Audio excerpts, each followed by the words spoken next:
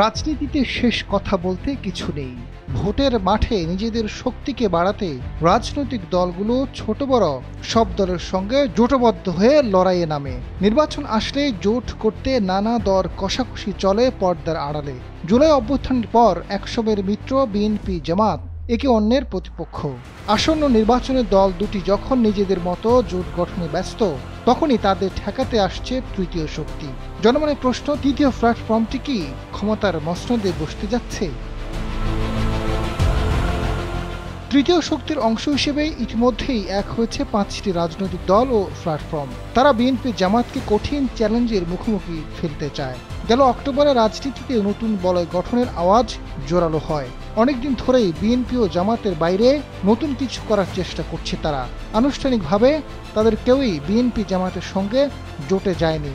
নতুন জোট হওয়ার আকাঙ্ক্ষা নিয়ে আলোচনা চালিয়েছে।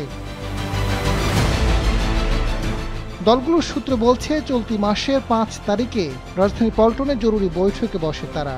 সবাই শুধু সংসদ নির্বাচন নয়, জুলাইয়ের সনদের আকাঙ্ক্ষা বাস্তবায়নকেও প্রধান লক্ষ্য হিসেবে আলোচনা করা হয়।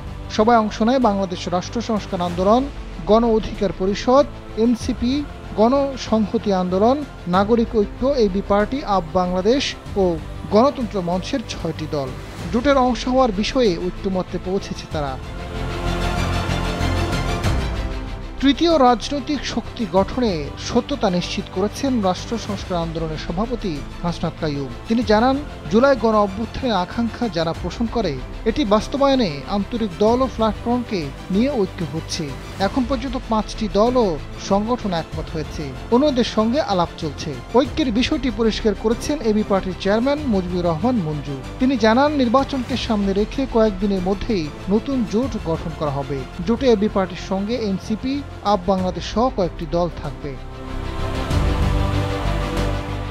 বিষয়টি নিয়ে এনসিপির সিনিয়র যুগ্ম আহ্বায়ক আরিফুল ইসলাম আদিব জানান, আলোচনায় বেশ আগে থেকে চলছিল। বিএনপির বাইরে এনসিপি, এবি পার্টি ও গণতন্ত্র মঞ্চের কিছু দল নিয়ে রাজনৈতিক একটি আলাপ আলোচনা চলছিল। সেখান থেকেই বিএনপি জামাতের বাইরে সংস্কার ও জুলাই সনদ বিষয়ে ইতিবাচক দলগুলো একটি রাজনৈতিক শক্তি আকারে হাজির হওয়ার চেষ্টা করছে। এক্ষেত্রে এনসিপি, এবি পার্টি ও গণতন্ত্র মঞ্চের 2-1টি দল যুক্ত হতে পারে। আজাদ ফারুক, সময়ের আলো।